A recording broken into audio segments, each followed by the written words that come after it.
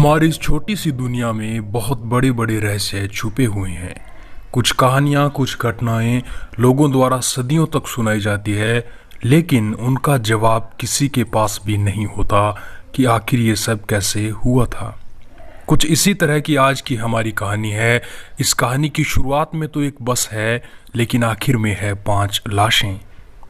ये कहानी कहाँ घटित हुई थी, किन के साथ हुई थी और ऐसा क्या हुआ था कि आज 27 साल बाद भी ये कहानी सिर्फ और सिर्फ एक मिस्ट्री बनी हुई है। इन सब के बारे में आज हम इसी एपिसोड में जानने वाले हैं, तो आप इस एपिसोड को लास्ट तक जरूर देखना।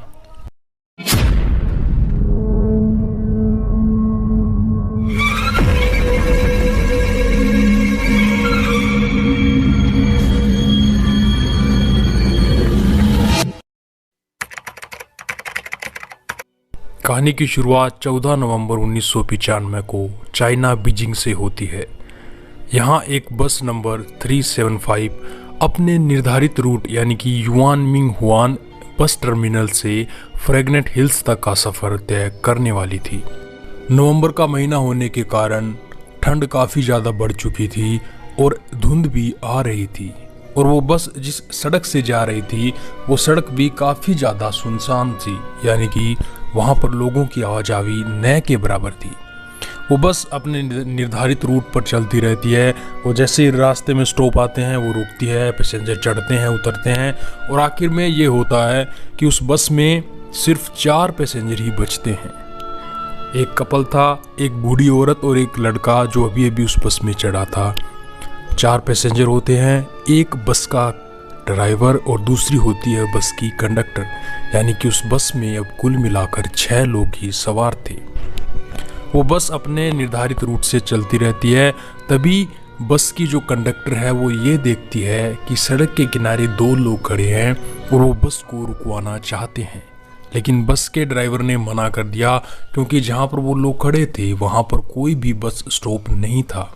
लेकिन उस महिला कंडक्टर के कहने पर कि ये इस रूट की आखिरी बस है, तो हो सकता है शायद वो लोग अपने निर्धारित बस स्टॉप पर पहुंचने से पहले लेट हो गए होंगे, उनको देरी हो गई होगी और वो यहीं तक ही पहुंचे होंगे, तो हमें बस को रोक देना चाहिए, क्योंकि इसके बाद इस रूट पर कोई भी बस नहीं आने वाली है। तो हो सकता है वो सारी रात इसी जंगल में गुजार दें। उस लेडी कंडक्टर के समझाने के बाद बस के ड्राइवर ने बस को रोक दी। अब यहाँ पर एक अजीब बात ये होती है कि 2 लोग बाहर खड़े थे, लेकिन जैसे ही वो लोग बस के अंदर चढ़े तो वो 3 लोग थे। उन तीनों ने अजीबों तरह के कपड़े पहन रखे थे, यानी कि जो चाइना के पुराने ट्रेडिशनल कपड़े होते हैं उस तरह की ड्रेस उन्होंने पहन रखी थी। और इससे भी अजीब बात ये थी कि उनका जो साथी था, जो बीच वाला साथी था, वो मानो अधमरा हो, क्योंकि उन दोनों ने उसको साइड में से सहारा देकर खड़ा कर रखा था। ये बात थोड़ी सी अजीब थी, लेकिन उन लोगों ने इस पर ज़्यादा ध्यान नहीं दिया। उन्हें लगा कि शायद हो सकता है किसी नाटक कंपनी में काम करते हो, इसलिए अपना मेकअप या ड्रेस बदलना भूल गए होंगे, या लेट होने के चक्कर में उन्होंने इन चीज़ों को नहीं बदला। वो बस फिर अपने निर्धारित स्थान के लिए चल पड़ती है। थोड़ी दूर पहुंचने के बाद वो जो बूढ़ी औरत उस बस में होती है वो अचानक से ये शोर मचाना शुरू कर देती है कि ये जो पास में जो मेरे लड़का बैठा है इसने मेरा पर्स चुरा लिया है। ये शोर शराबा सुनने के बाद बस की कंडक्टर उनके पास आती है और उनसे पूछती है कि आखिर क्या हुआ। तो वो औरत बार बार यही कहती है कि इस लड़के ने मेरा पर्स चुरा लिया है, मुझे इसको पुलिस में पकड़वाना है या इसके खिलाफ कंप्लेंट दर्ज करवानी है। वो लड़का भी बार बार कहता है कि मैंने ऐसा कुछ नहीं किया, ये बूढ़ी औरत झूठ बोल रही है।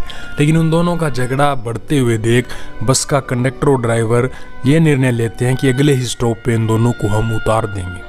और वही होता है, जैसे ही अगला बस का स्टॉप आता है वो उन दोनों को बस से नीचे उतार देते हैं। उतरने के बाद वो लड़का उस बूढ़ी औरत से पूछता है कि जब मैंने तुम्हारा पर्स चुराया ही नहीं तो तुमने मुझ पर इतना झूठा इल्ज़ाम क्यों लगाया।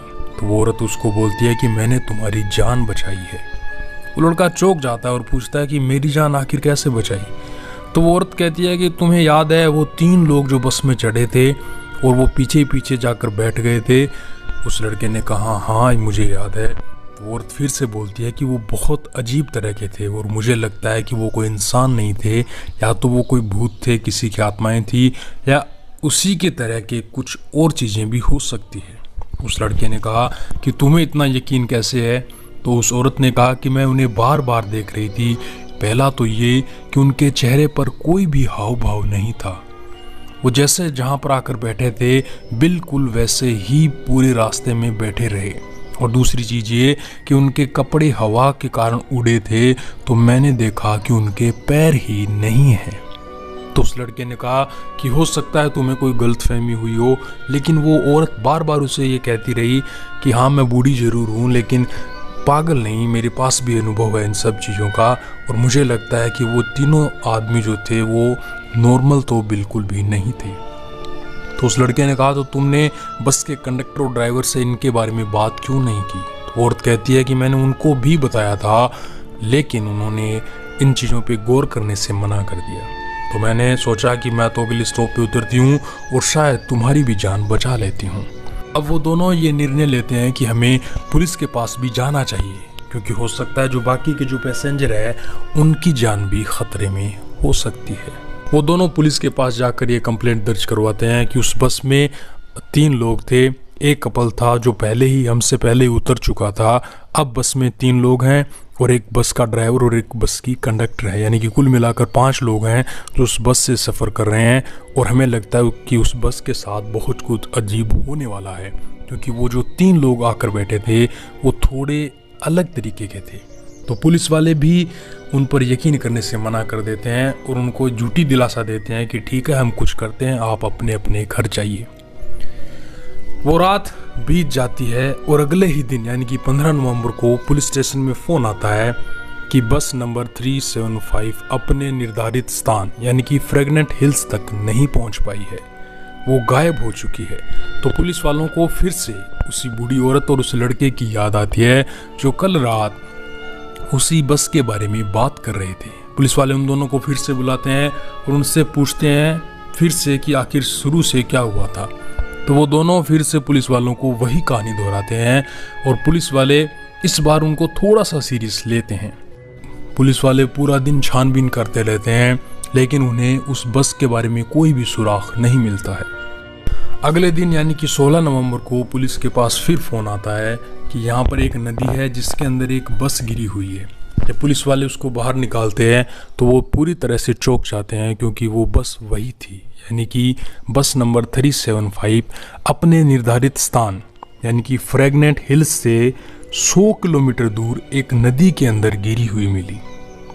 पुलिस वाले उसको बाहर निकालते हैं और बस डिपो से संपर्क करते हैं, तो उन्हें ये बात पता चली कि बस के अंदर इतना फ्यूल था ही नहीं कि बस अपने निर्धारित स्थान से 100 किलोमीटर दूर पहुंच जाए, क्योंकि वहाँ पर बसों में जो फ्यूल होता है वो उतना ही डाला जाता है कि बस अपने सिर्फ और सिर्फ निर्धारित जगह तक पहुँच सकें, 5-7 किलोमीटर आगे पीछे हो सके, लेकिन 100 किलोमीटर तक का फ्यूल उनमें एक्स्ट्रा नहीं डाला जाता है। तो पुलिस वालों ने उस बस को बाहर निकाला और उसके अंदर छानबीन की, तो उन्हें उसके अंदर 5 लाशें भी मिली, जिसमें से 2 लाशें तो बिल्कुल ठीक थी, लेकिन 3 लाशें पूरी तरह से सड़ चुकी थी। ऐसा लग रहा था कि मानो ये 3 लाशें तकरीबन 2 से 3 महीने पुरानी हो, और 2 लाशें बिल्कुल ठीक थी। और पुलिस वालों को जब ये पता चला कि उस बस में इतना फ्यूल भी नहीं था कि वो इतनी दूर आ सके, तो उन्होंने बस का जो फ्यूल टैंक है उसको भी चेक किया। जैसे ही उन्होंने उस टैंक को खोला तो वो और ज़्यादा चौंक जाते हैं, डर जाते हैं, क्योंकि फ्यूल टैंक के अंदर ताज़ा खून भरा हुआ था। ये खबर पूरे चाइना के अंदर फैल जाती है और बड़े बड़े न्यूज़पेपर भी इसको अपने फ्रंट हेडलाइन पे दिखाने लग जाते हैं। पुलिस वाले बहुत दिनों तक इसके बारे में छानबीन करते रहते हैं, लेकिन उनके हाथ कुछ भी नहीं लगता। वो 2 लाशें तो एकदम सुरक्षित थी, वो उस बस के ड्राइवर और कंडक्टर की थी, लेकिन जो 3 लाशें सड़ चुकी थी उनके बारे में कुछ भी पता नहीं चल पाया कि आखिर वो 3 लोग कौन थे। उस घटना को आज तकरीबन 27 साल हो चुके हैं, लेकिन आज तक ये कहानी पूरी तरह से मिस्ट्री बनी हुई है कि आखिर वो 3 लोग थे कौन और उस रात उस बस के साथ क्या हुआ था। और यहाँ पर एक डराने वाली बात ये भी है कि पूरे सीसीटीवी फुटेज के अंदर उस बस को कहीं भी उस रात नहीं देखा गया था।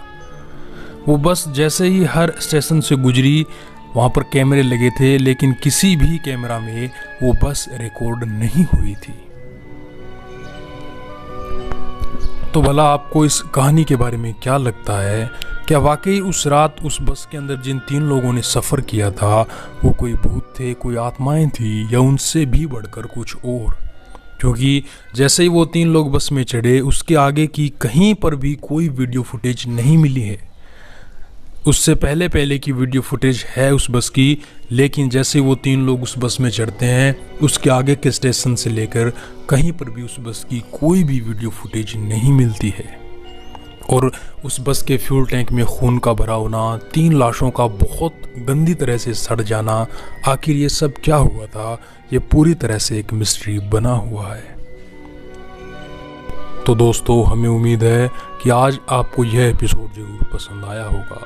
अगर आप इसी तरह की और भी इंटरेस्टिंग, मिस्टीरियस और हॉरर कंटेंट देखना चाहते हैं तो हमारे चैनल को सब्सक्राइब करके बेल आइकन भी दबा देना, और आज हमें कमेंट करके बताना कि आपको इन सब घटनाओं के बारे में क्या लगता है।